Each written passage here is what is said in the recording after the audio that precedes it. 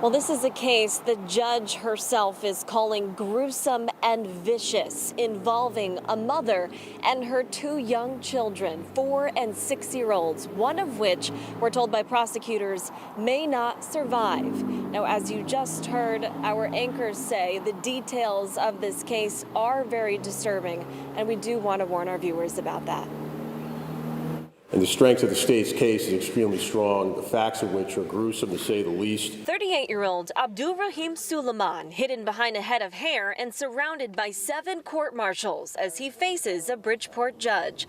This after being charged with 3 counts of criminal attempt at murder, assault, and risk of injury to a minor. The defendant has a past history of violence, not just in this state, but in the state of New Jersey, where he did 7 years for aggravated assault. Bridgeport police say Wednesday morning they got several 911 calls describing a violent assault happening in an apartment building on Main Street.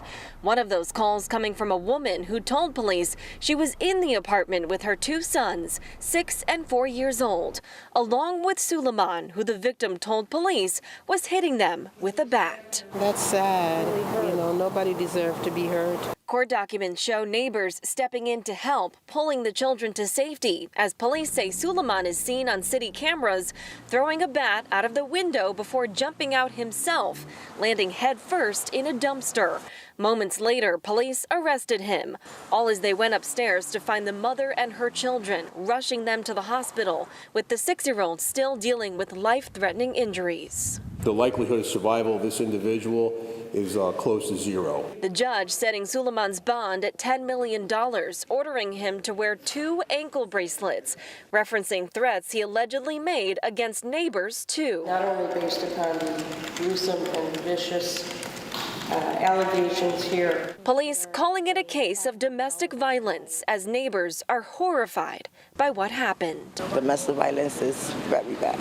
If you have a chance to get out, get out. Save your life, your kid's life, and get out.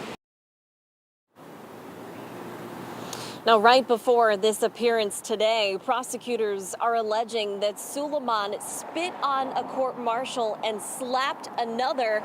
That is something that state police is now investigating and is actually expected back in a Bridgeport courtroom tomorrow on those charges. As for the domestic violence charges, he's expected back in court on October 10th. And of course, we will be following both developments here. For now, we are live in Bridgeport tonight. Julia LeBlanc, Fox 61, Connecticut's news station.